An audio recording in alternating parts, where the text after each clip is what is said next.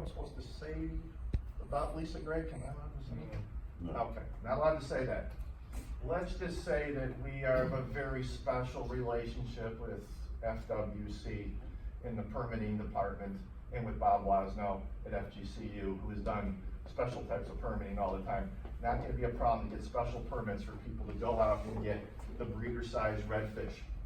Now, on our coast, genetically, we're the same genetics all the way up till about Steinhatchee. So we go south of Steinhatchee, we can get redfish from anywhere in that area and breed them here. And we don't have to kill any of them.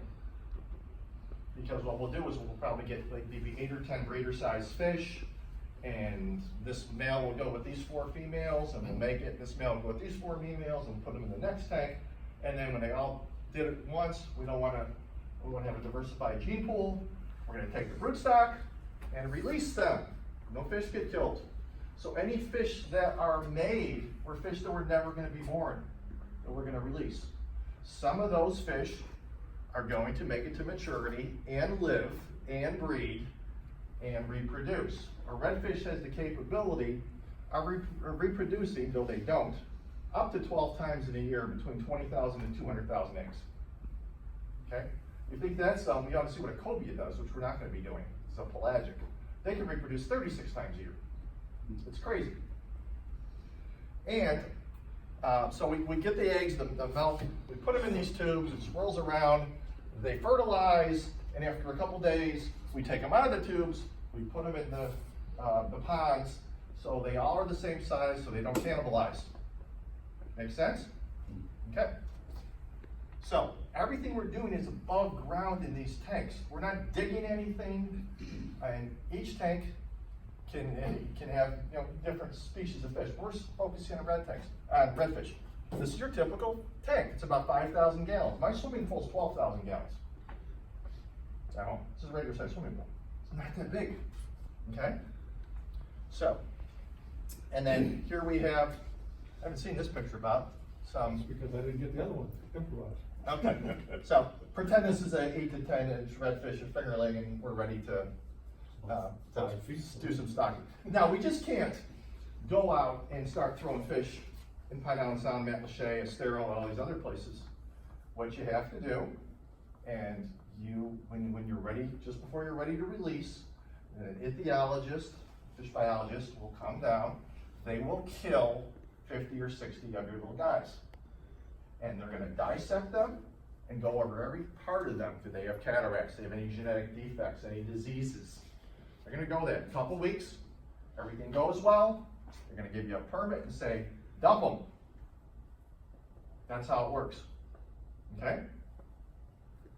A little bit about each of us. That's who I am.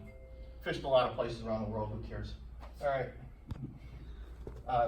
Jerry Riccio is not here tonight. He is our money guy who has been extremely successful. He has started 13 multi-million-dollar companies from scratch and sold them all. He knows how to do this. Bob Stewart is our executive vice president. He's right here.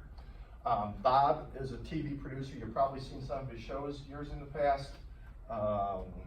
Tarpon Bay Tales, the Techno Angler, Cyber Country Outdoors. Did I miss anything, Bob? Southwest Florida Outdoors. Southwest Florida Outdoors, too. So Bob has connections to all the tackle manufacturers because that's how he made his money. He actually had to buy time slots from television companies, and to pay for those time slots, he had to go get his own people that were going to advertise on there, so he could keep this going. So he knows everybody, okay? And believe me, these manufacturers, once you get a facility up, are going to jump in, because right now it's just an idea, right? Okay. Bob Weller, as you know, was also on the BASS tour, I believe number 40 at one time? Yeah, 40th in the country. Some stupid fish out there, huh? Yeah, there were some dumb ones. That one was a dumb one right there.